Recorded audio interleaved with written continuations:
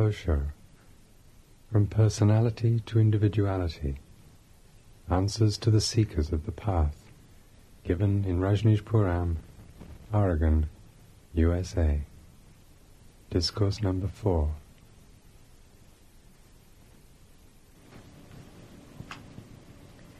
Bhagwan, what is jealousy? Does our jealousy show that we are very far from aloneness?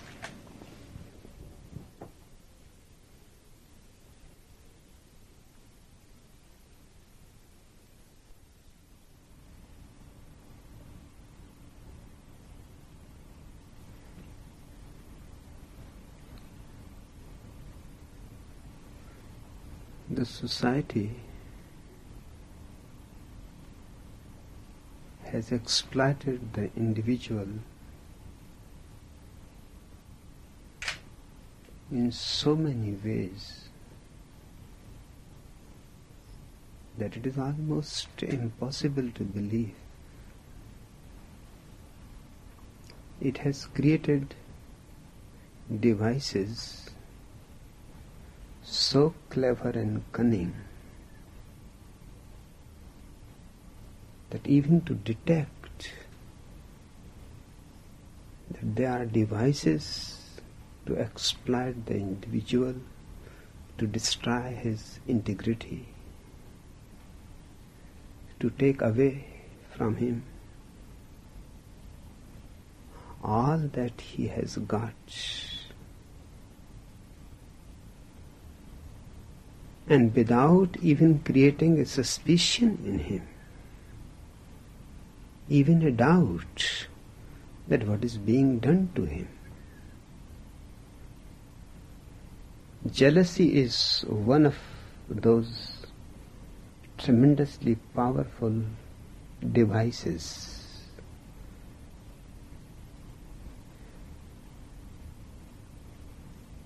From the very childhood, every society, every culture, every religion teaches everybody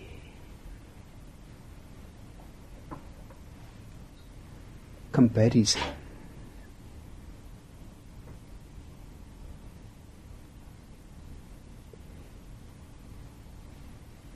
And the child is bound to learn. He is just a tabula rasa, a blank paper without any writing. So whatsoever the parents, the teachers, the priests write on him, he starts believing that it is his destiny. It is his fate.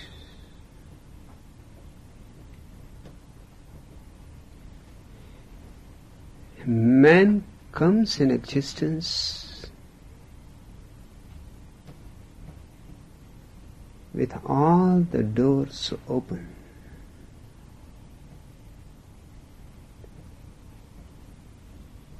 All the directions available. All the dimensions are for him to choose. But before he can choose, before he can be, before he can even feel his being, he is spoiled. And is spoiled by those who think they love him.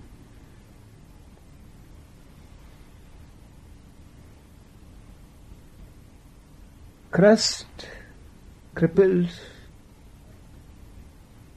conditioned with all the good intentions in the world. But what to do with good intentions? You are poisoning somebody with good intentions. I know that you are not aware that you are poisoning, because you have been poisoned in your turn. And this has been going on since Adam and Eve. What the God Father did to Adam and Eve, he deserves to be called Father. Whether he exists or not, that does not matter. But he deserves to be called Father, because he fulfilled all the conditions of being a father. His orders were to the children, Adam and Eve, his creation,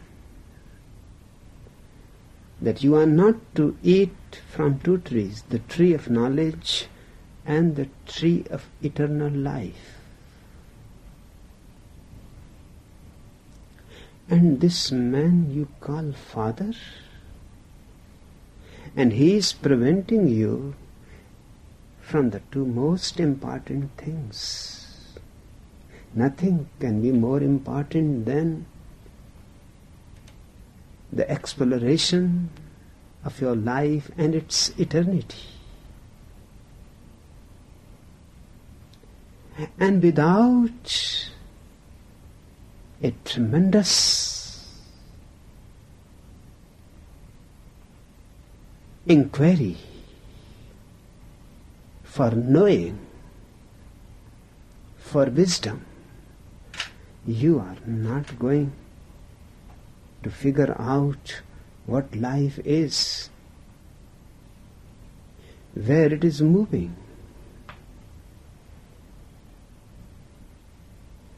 God prohibits Adam and Eve from the most important things that make you the individual, that give you the self-respect, that confers on you integrity, authenticity, beinghood.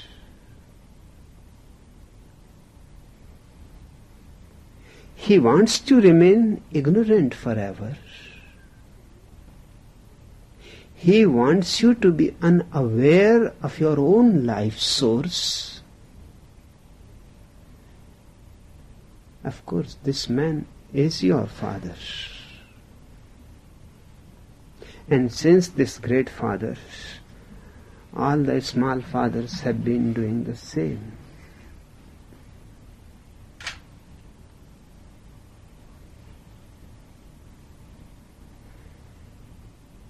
I cannot forgive God. I can forgive all other small fathers. They are poor people. They are doing to you what has been done to them. They are simply transferring their inheritance. What else they can do? But I cannot forgive God. He has no father.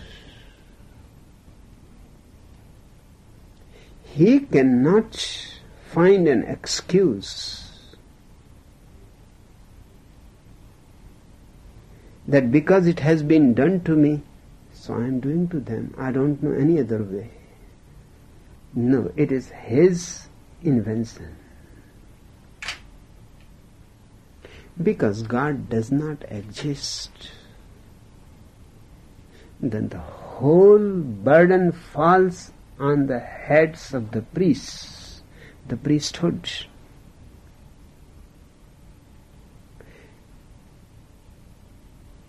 And they have found ways how to keep you away from yourself.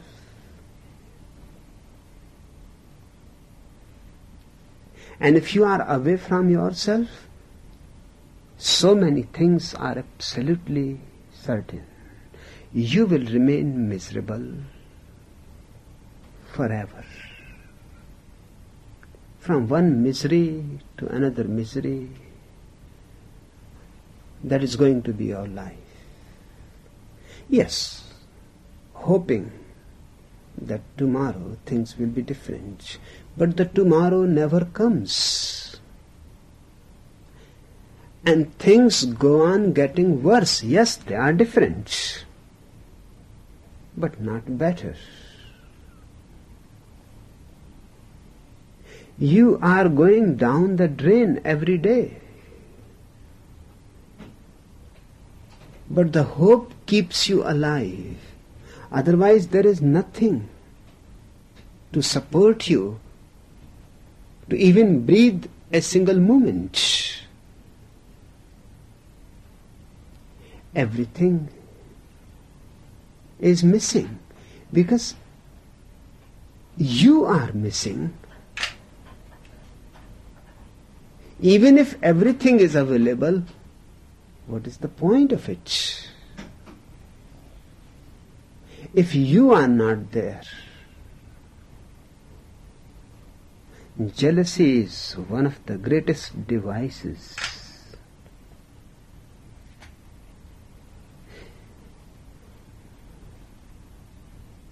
Look at it very closely, what it means. It means live in comparison. Somebody is higher than you. Somebody is lower than you. You are always somewhere in a middle rung on the ladder. Perhaps the ladder is a circle, because nobody finds the end of the ladder. Everybody is somewhere stuck in the middle. Everybody in the middle. Ladder seems to be a round wheel. Somebody is above you. That hurts. That keeps you fighting, struggling, moving by any means possible, because nobody cares if you succeed, whether you have succeeded rightly or wrongly. Success proves that you are right. Failure proves that you are wrong. So all that matters is success. So any means will do. The end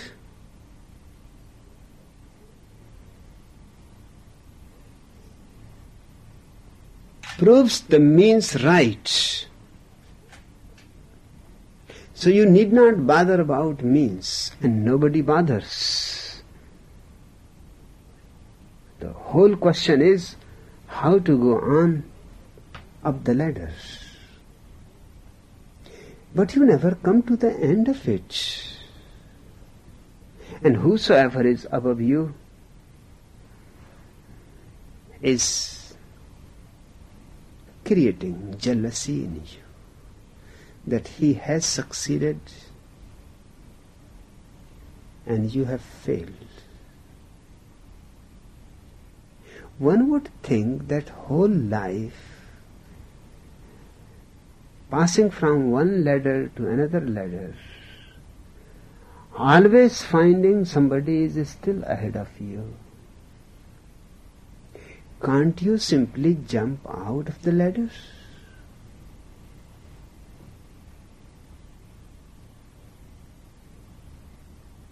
No, you cannot jump. The society is very cunning, very clever.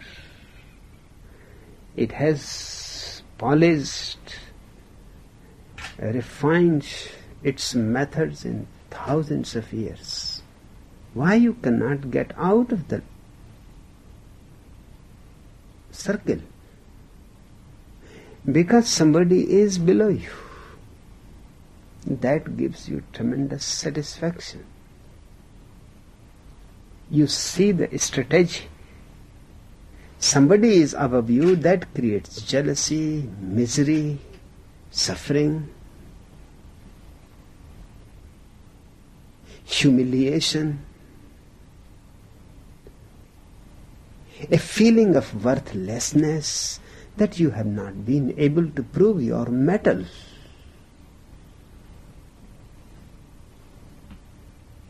That you are not a man enough.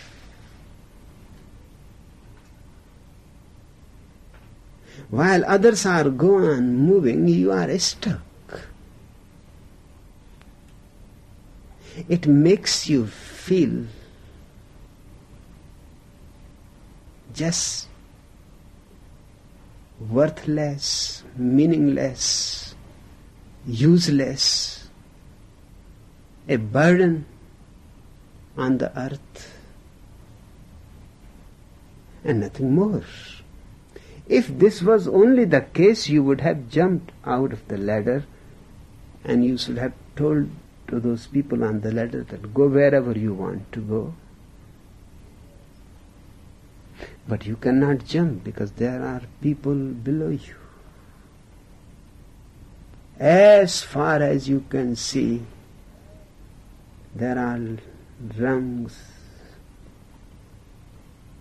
below you, rungs below them. That gives a great satisfaction.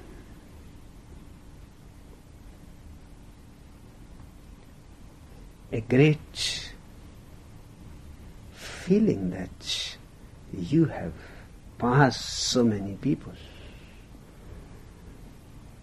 You are not absolutely useless. You have proved that you have some strength of will, and you are not a failure. These proofs under you are enough to prove. You are now in a dilemma. Whenever you look upwards, a great misery descends on you. Whenever you look downwards, a great satisfaction.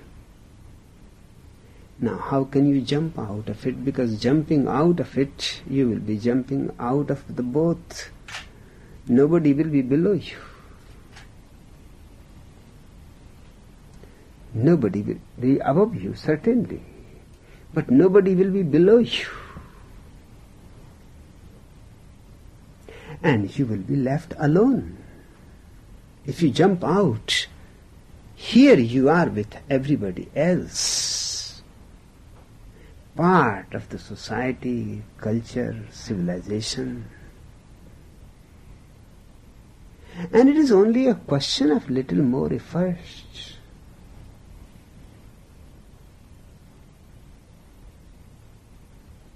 And people go on telling you, bravo, go on, don't be depressed, don't be pessimistic, remain optimistic.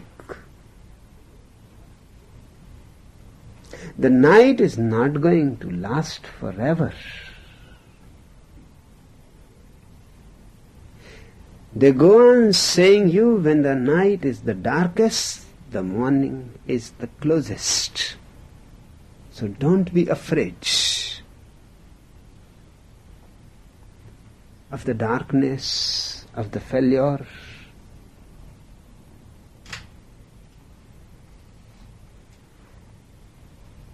They will give you 1,001 examples.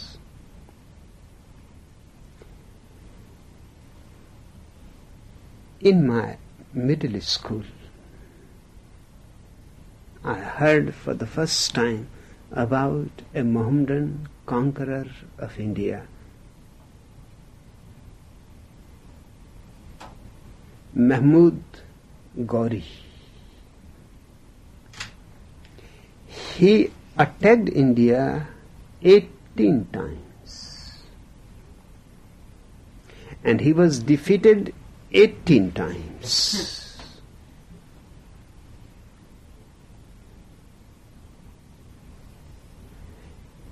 18th time when he was defeated, he was hiding in a cave and he saw a spider trying to weave its net in the front of the cave, and he was just hiding there, nothing to do. He started looking at the spider and its efforts. The stones were very slippery. It was raining, and the spider went on falling. Coincidentally, he fell 18 times, but he succeeded on the 19th.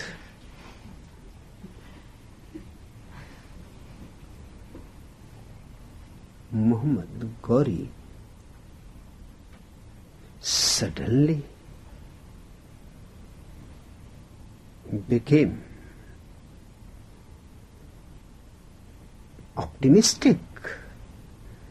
He was thinking now to stop this foolish effort. 18 times his whole life he has wasted. Thousands of people has been killed to no purpose. He has been defeated again and again by a single man, Prithviraj Chauhan, because he was on the boundary of India, the ruler of the frontier India. He never was able to enter into the country because just on the boundary he was defeated, and by a single man. It was really, he was thinking to commit suicide, that I am no more able to show my face to my people. He was a king of his own kingdom. There was no need to invade India, but nothing satisfies. Nothing is enough. It is always less than you want. And there is always much more that is available. And he had a small kingdom. And just by the side was this vast country, India, immensely rich at that time. It was called to be a golden bird in those days because the population was very small, only 20 million people. Now there are more than 700 million people. This is the last count. Right now there must be near about 800 million. It is estimated that by the end of this century there will be 1,000 million people. The biggest country in the world, China, will be left behind because China is controlling very carefully the birth rate. It is right now ahead India, but today and by the end of this century it is going to be left behind. At least in one thing, India will be the Olympic winner.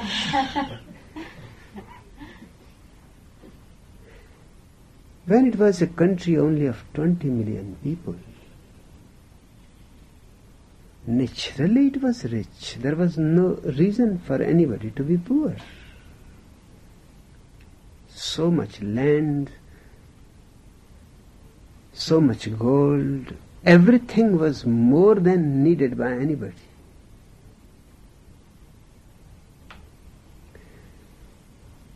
It attracted invaders, obviously. Continuously for 3,000 years, India has been attracting invaders.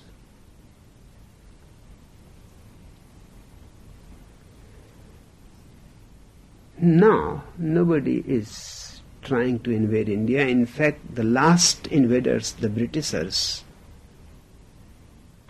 found finally that now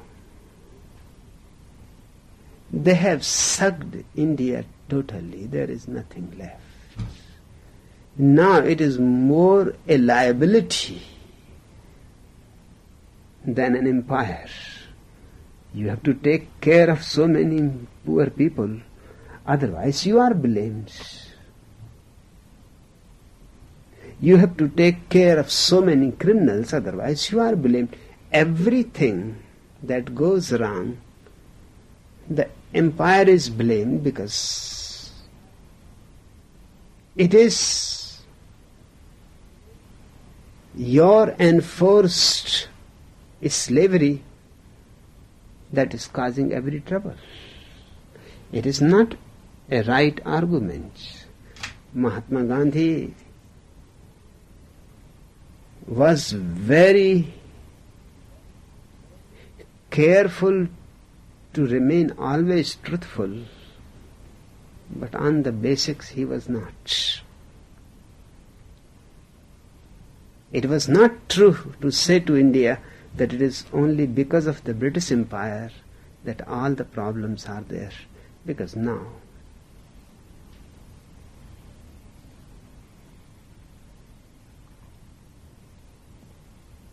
after 47 up to 84, there has been no slavery. The country is free.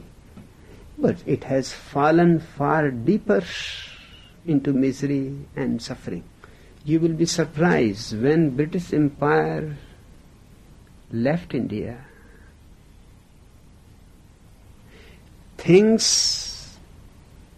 Their prices have gone 700 times more.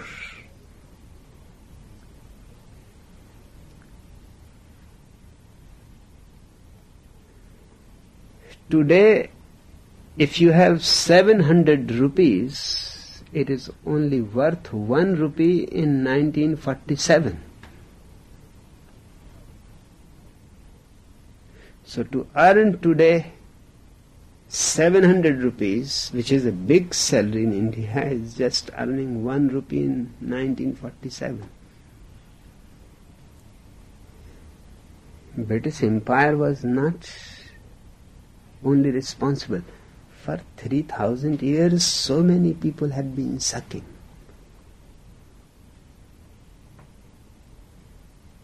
Muhammad Ghori again gained confidence. He said, if a small creature like a spider has such tremendous optimism,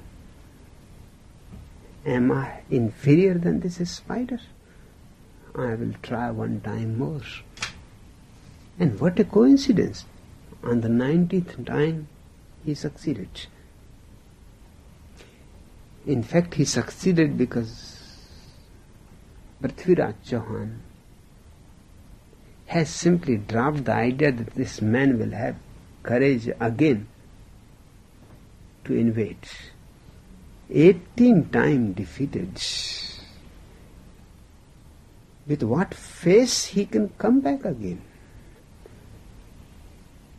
So Prithviraj Chauhan simply dropped the idea that there is going to be any invasion.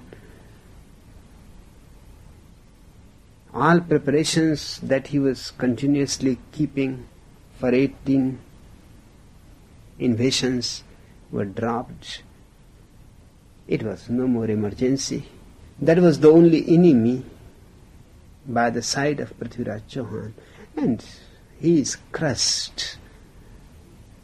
Prithviraj Chauhan also thought that in such a situation I would have committed suicide. Any man of just a little bit of self-respect would rather like to die than to be defeated 18 times. So he simply dropped the idea. The army was dispersed back to work, and Muhammad Gauri invaded at a time when he was not expected at all. He won. This story was told to me by the teacher of history to my class, and he said this is the way one should be. Never be pessimistic. One never knows. If this time you fail, don't be worried. Next time, perhaps you will succeed. Or day after tomorrow. But never lose your heart to the last breath. Go on struggling.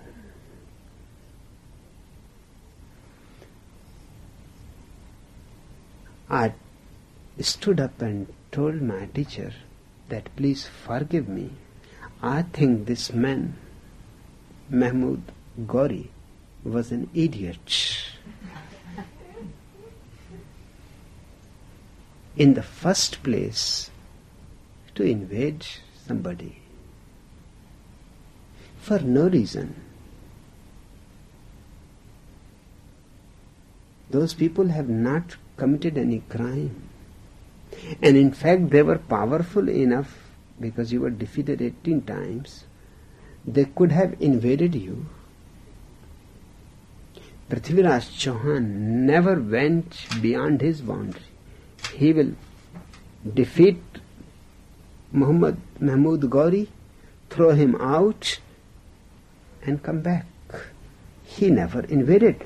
Otherwise, this was a simplest thing. The enemy is defeated, then why? Leave the kingdom to him. He could have finished this Mahmud Gauri in the first attack. He could have taken over the kingdom, and there was no chance for Mahmud Gauri again to attack. But Prithviraj Chauhan was a man with far more superior humanity. He never attacked. He was asked again and again by his prime minister, court people, that the best way is to finish this man and take his kingdom. You leave him. Within 2-3 years, he again gathers forces. Back again we have to fight. This is strange. Why you leave him? But Prithviraj said, those people of his kingdom have not done any wrong to us, not done any harm to us. How I can invade them? My army is not to invade countries. It is only for those rare moments when some fool attacks us, then it is a defense force. He was a man of some sophisticated mind, a man who could see that this is stupid. And he said that don't be worried. This man is going to sooner or later drop the idea. I told my teacher, but you don't tell me, and don't praise Mahmud Gauri before me. that he was such a great optimist, and you should be like him. I can forgive the spider. Nobody expects a spider to have any intelligence. And I can certainly say that he was not counting that he has fallen 18 times. He may not be even aware that what is happening. Spiders, ants, and that kind of people, you throw them away, and for a strange logic, they will immediately run back towards you. The whole room is available.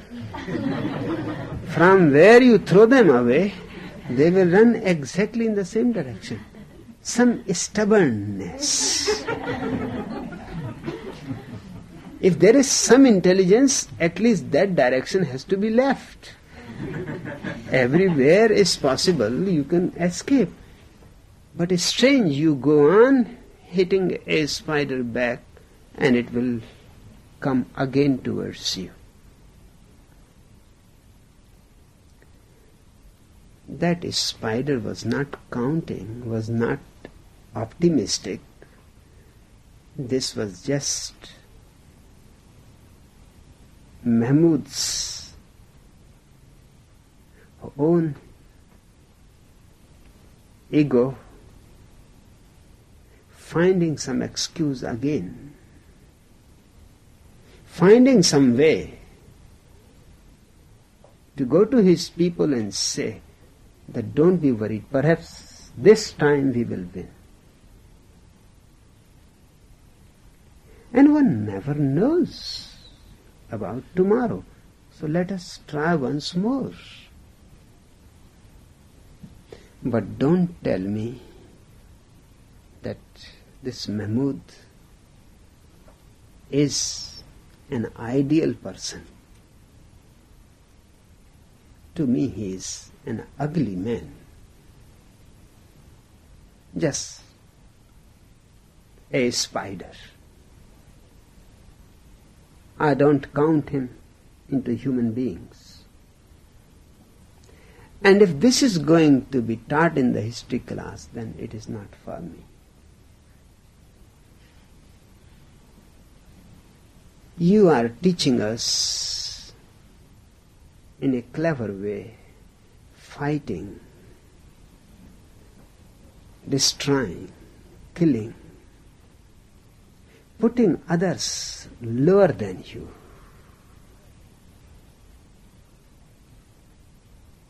They go on teaching from the very childhood that look at the neighbor's boy. He has come first in the school. And what you have been doing the whole year? Don't you have any intelligence?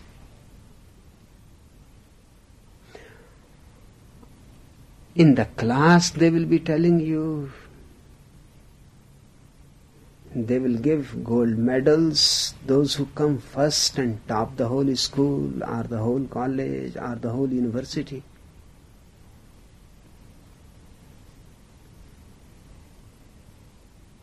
My parents, my teachers in the school used to say that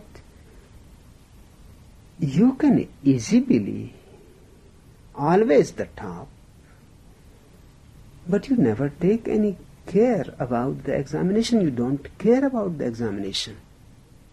This was my routine, that I will always go to the examination 15 minutes late. This I have followed my whole career. In the school, in the college, in the university, I will go 15 minutes late. It was well known. The examiner knew that my seat has to be kept empty. I will be coming, but 15 minutes exactly, and I will leave the examination hall 15 minutes before everybody, before the last time the time was 3 hours. And I could see that it can be managed in 2.5 hours. There is no need to waste half hour more here. And the teacher will say, who will be there looking after the students, that they are not copying and not doing some mischief, somebody is not carrying a book. And he will say that there is no hurry, 15 minutes more are there. Why you are finishing? I say, I am finished. I begin 15 minutes afterwards, I finish 15 minutes before. And this way it is going to be forever. Because I don't see that it needs 3 hours. In fact, 2.5 hours is more than enough. And I have far more important things to do. They all said that why you don't care about the examination. I said for the simple reason that I don't want to be part of a jealous circle. I don't want to be in the game of comparison. It does not matter to me whether I pass, whether I fail. It will not make any difference to me. If I come first, good. If I come the last, better even. Because to be the first to me seems to be a little violent. Because you have taken somebody's joy. And to me it is not a joy at all. So I am simply wasting the place. Somebody else would have been there who is now second to me. And he would have immensely enjoyed. Perhaps in his life he will not find anything else to enjoy. And this chance I have destroyed. And I am not enjoying it anyway. So it will be better if I am the last. At least I will have the solace that I have not spoiled anybody's career. I have not been violent, pussy. I have not tried to invade somebody else's space, because behind me there is nobody.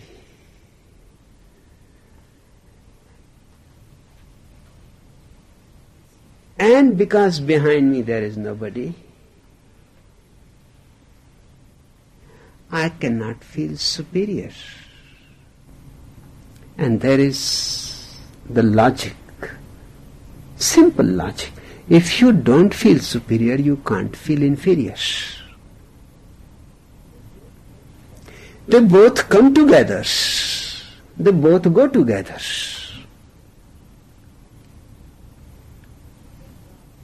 If you can drop one, you cannot save the other.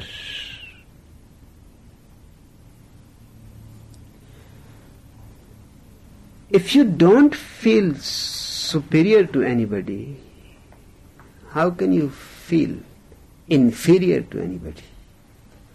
You simply feel yourself.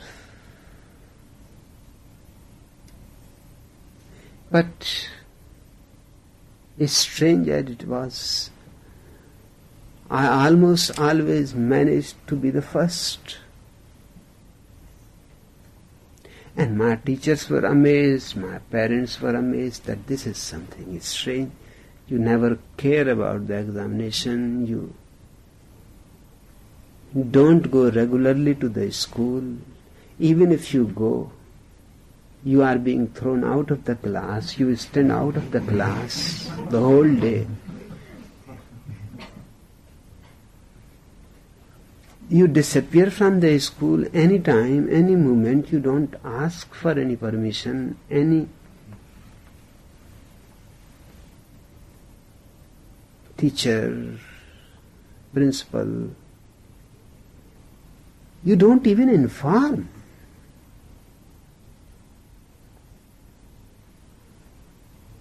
My simple way was that I want to live my life.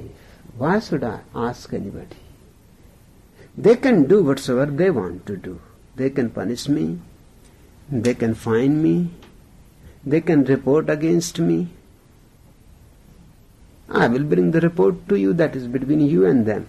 I have nothing to do with it. I simply do what I want to do.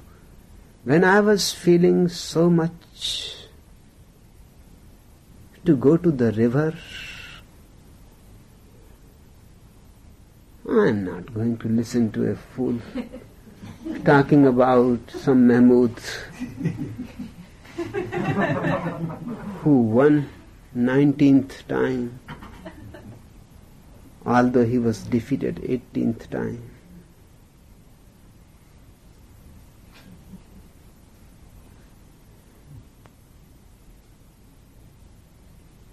But he was an ugly man. He didn't behave with Prithviraj the same way, because Prithviraj never imprisoned him. 18 times defeating him, but never imprisoning him. Because he said, leave him to his kingdom. Why we should bother to imprison him? It is enough that he got defeated, his army finished, enough punishment.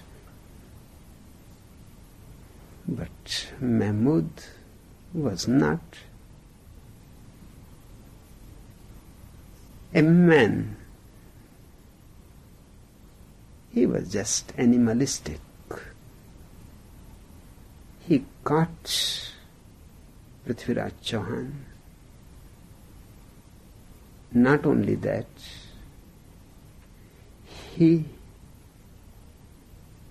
took out both his eyes, because he was a very beautiful man.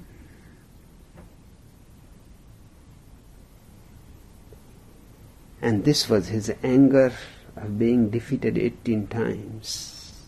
He blinded him.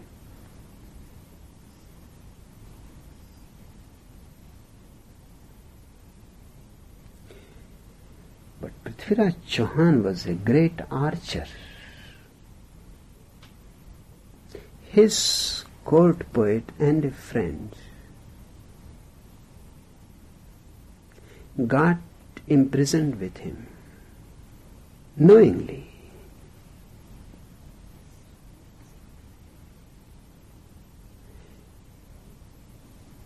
To help him,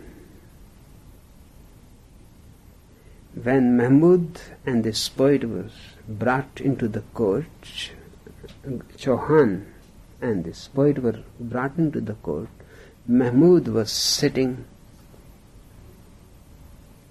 in the balcony high above. He was still afraid of this man, although he is blind, chained. What fear! But the man has defeated him 18 times and thrown him out of the country, not even bothered to imprison him. Must have been a lion.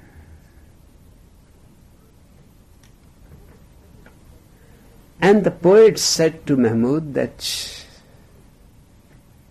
you don't know Prithviraj.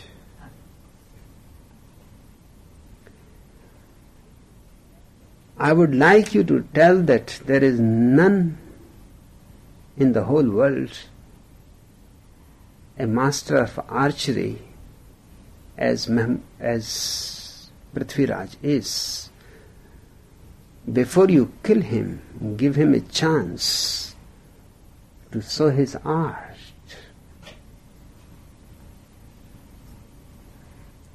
But Mahmud said, now he is blind. How can he be a great archer now? He may have been. The poet said, don't be worried. He is such a great archer that just sound is enough for him to hit the target. and all the stock was being done. So Prithviraj can figure out where Mahmud is sitting, his sound. And he killed Mahmud.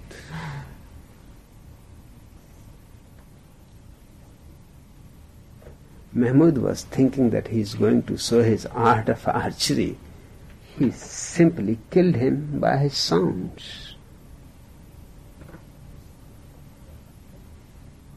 Exactly in the heart.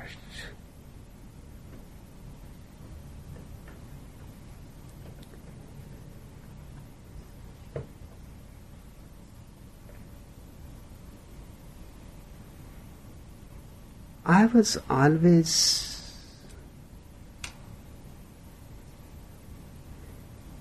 thinking of all these people, Alexander the Great, Temur Lane, Genghis Khan,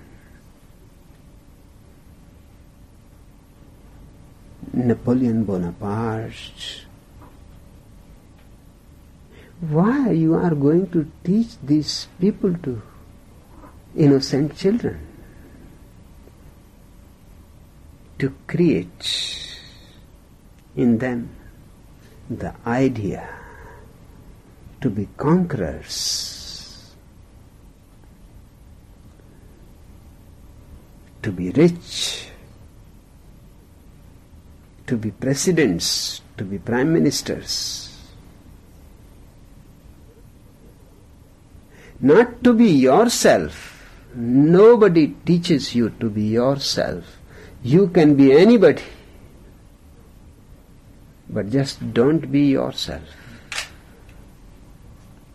And they create jealousy. Alexander the Great, what is great in that man?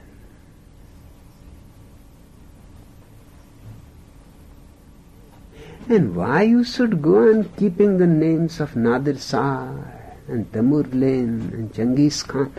Just murderers, the greatest criminals the world has known. Small criminals you go on putting to death, and the big criminals make your history. I told my history teacher that your history is just a history of crime, and you are trying to make everybody a criminal. Can't you find some innocent human beings and to talk about them and teach us that these were the real, authentic people?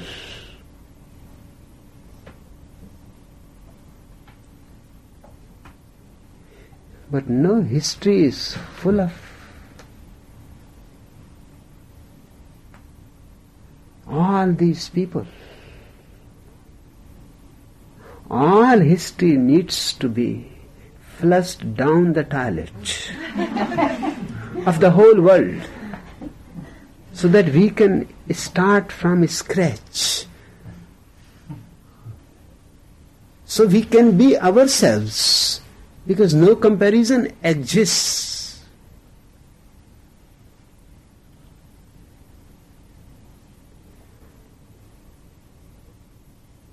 When in the university, my postgraduate examinations came, my professor, who loved me immensely,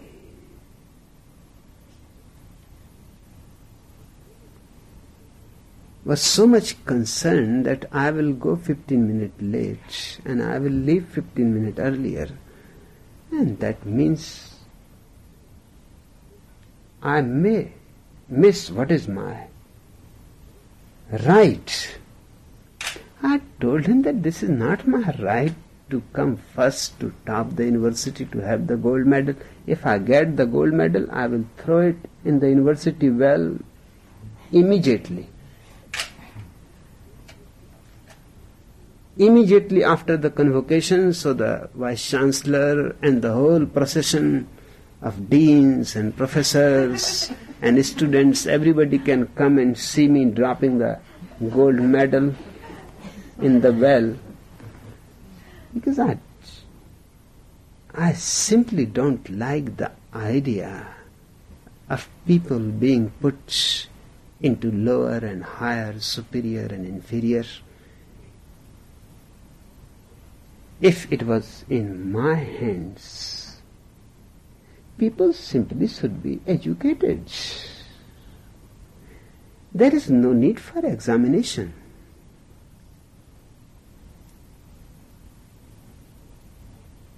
What is the need of an examination? What you have been 2 years be fooling around, what the teacher has been doing for 2 years. 2 years the teacher has been teaching you, 2 years you have been learning, that's enough. There is no need for any examination. And there is no need to start putting people higher and lower. This is the beginning. From the university they come and they know where they are standing on the ladder. So my teacher, Dr. S.K. Saxena, used to come to the hostel to pick me up, and it was just 2 minutes walk from my hostel to the examination hall, but he will come, pick me up in his car, force me to enter the examination hall exact at 7, and will wait outside for 3 hours so that I cannot get out 15 minutes earlier. But I have my ways. First I will meditate 15 minutes and in the end I will meditate 15 minutes. And the examiner said that that poor fellow is, your professor is standing out for 3 hours and you have still managed.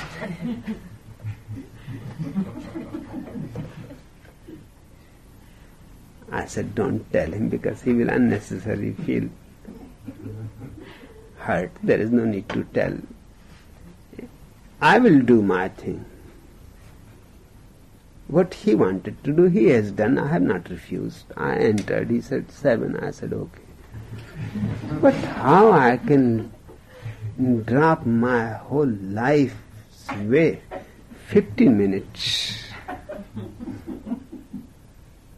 Because this paper is not worth for 3 hours. It is just for 2.5 hours, and I have more important things to do. Because I cannot go out, meditation is the best that I can do, I will do. He certainly told to Dr. Saxena that you are unnecessarily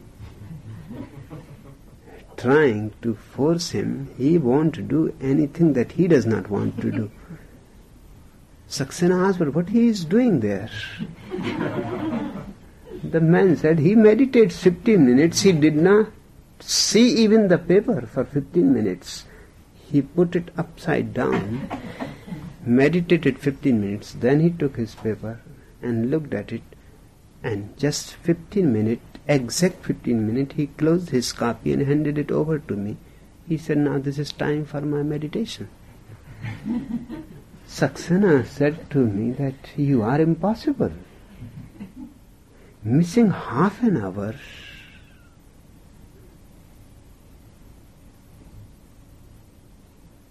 you will lose the gold medal. I said, who cares about the gold medal? And if you are too much interested, you can give me a gold medal.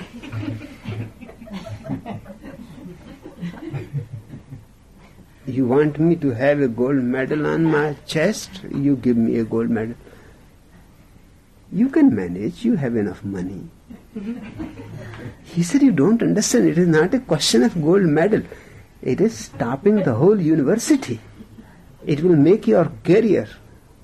I said, my career is going to be made by a gold medal.